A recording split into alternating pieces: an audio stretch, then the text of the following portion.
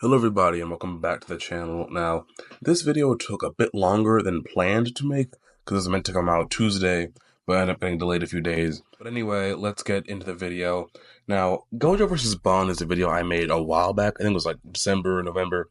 I made this, and I know who I think wins. And I'll explain to you guys why I think that today. And I will put that video in the description in case you want to go watch it and determine for yourself if I was biased or not. Now I'm going into the scaling of our favorite character from Seven Deadly Sins, the main man, Bond, the fox sin of greed. Now this man is without a doubt the most popular character from the Seven Deadly Sins series, and rightfully so, because he's honestly the coolest character there. But I'll get into his scaling first, then Gojo's. So let's get into it. First up, speed. Now speed for Seven Deadly Sins characters is a bit awkward to talk about, because it ranges from, oh, they're barely hypersonic, to, nah, this man's dodging light beams casually. So I think a good baseline to start would be Guild Thunder against Meliodas, who Bond does scale to at this point in the series. Now, Guild Thunder's abilities are all lightning-based, as you can see from the animation behind you.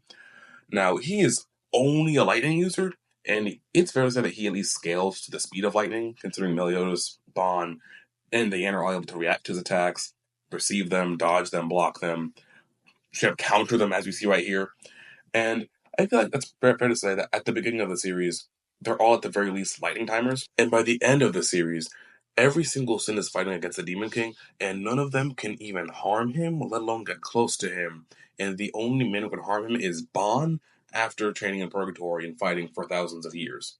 And even Zeldris, who was at this point giving the sins the works, got one shot by this Meliodas. And for context of how wide the power gap is, at the beginning of the series, Meliodas has a power level of around 3,500, and with the Demon Mark, it shoots up to about 9,000. Bond is relative to both of these forms, but in Assault mode alone, he goes up to 114,000, meaning he could one-shot every single villain up until that point, including any commandment other than Estarossa. And even that, he could probably still kill him now, because of his lack of hatred for him. And Bond, at the end of the series, can contend, damage, and take hits from a Meliodas that is so much stronger that it's not even close. And with one punch at the end of this fight, shatter an entire tower of pure diamonds and creating a shockwave this massive from the ground.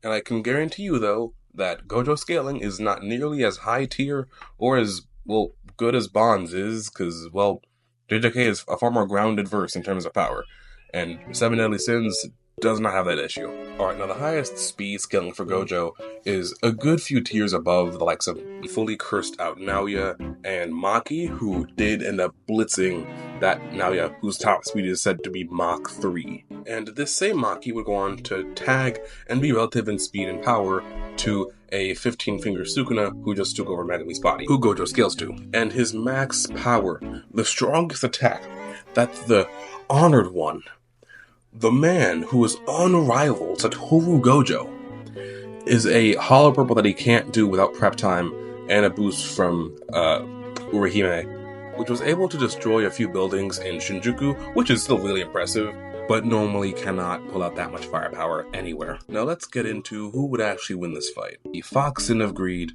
or the Honored One. Now I know what all of you are thinking, I know what you're thinking. But Bond can get to infinity. He can't get to infinity. Gojo wins. Wah! He can. Bond mainly wins off of his ability called Snatch, which allows him to, well, snatch anything he wants to. And it's pretty exemplified in this scene right here.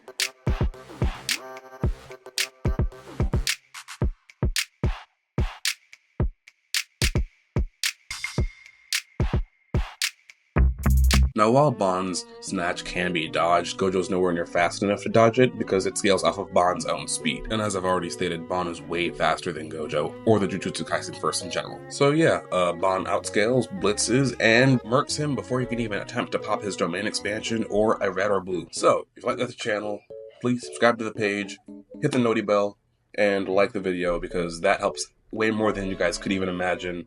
And thank you, and I will see you all next time. Goodbye. Have a great day.